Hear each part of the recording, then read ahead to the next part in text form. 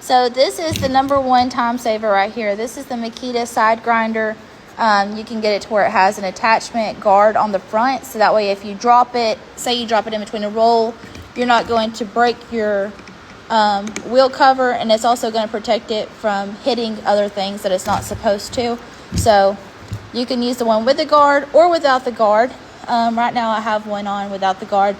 I believe that the blade size that I'm using, I believe it's normally a 5/16 is what we typically use, and I want to say that this one's 3/4 inch.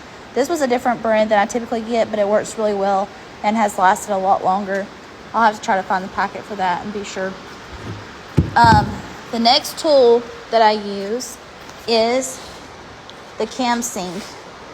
This is a ring gun, and this thing is a beast. If you don't have one of these yet and you're building cages, I'm telling you right now that this is so much easier than the J-clips and that sort of thing. If you have built cages in the past just doing a couple, then you have probably been using the J-clips and wire cutters to cut your wire.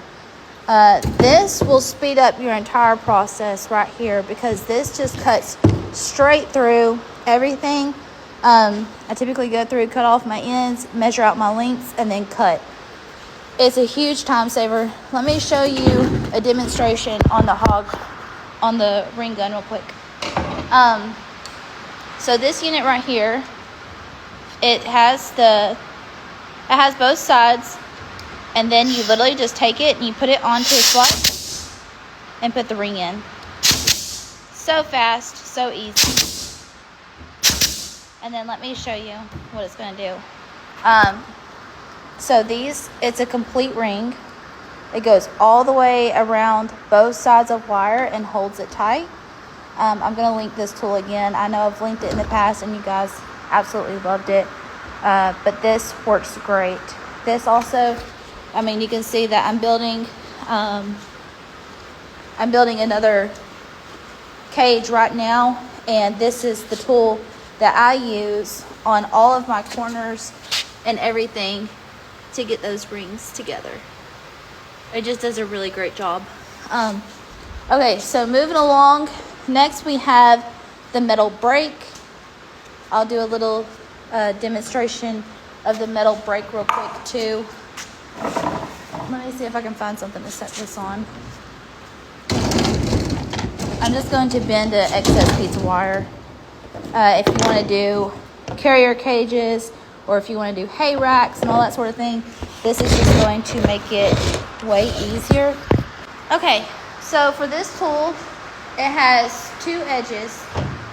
You're going to unlock both of these sides right here, and what that does is it's going to raise the bar, and then you're just going to slide your piece of metal up underneath. You're going to slide your piece of metal up underneath the bar, and you're going to want to get it in line with the top piece, because that's where it's going to bend the edge. You're going to go back in, you're going to lock down your sides on each edge. That's to make sure that it's not going to push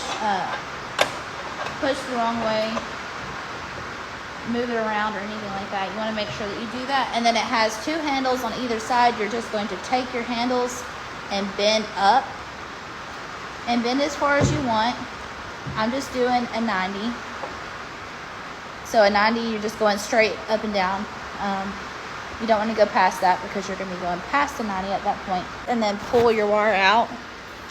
And that tool, this is typically used for J-channel or metal pieces, but you can use it as a bender. And this will work great for hay racks. Whenever you have those excess door pieces, let me see. Oh no, I brought some in. Okay. So anybody who cuts doors for their cages, you know that you're left with a lot of pieces like this, which is the inside doors. You can cut these in half and bend them and turn them into hay racks very easily. And that's just a way to cut down on waste as well. Now, as far as products go on cage wire, on all of my stackers, I've been using the 1x1 14 gauge wire. This is what I prefer. I know most people are probably used to the 1 inch by 2 inch wire. Let me see if I have some over here. Let's see, I think I might have some around the backside maybe. So you guys are probably used to the standard 1 inch by 2 inch wire. But I prefer the 1 inch by 1 inch wire. It seems to be a very sturdy wire compared to the 1 inch by 2 inch. And then I make sure that I get 14 gauge on my floors and my side wire. Now, I'm going to show you an example of this gun on a plastic divider. Okay, now on the wire dividers, you typically have the plastic sheets, which this one's been cut, so it's just a scrap piece. But you have the plastic, and this gun literally just goes right through it. And it goes on top of, you can use that on the wire itself too. So you put this in place of the wire and shoot this ring around it, and it literally will go through both and secure it to the cage. It just is amazing. So anyways, I love this gun. I have arthritis in my hands really bad, and it has completely saved me as far as my work goes.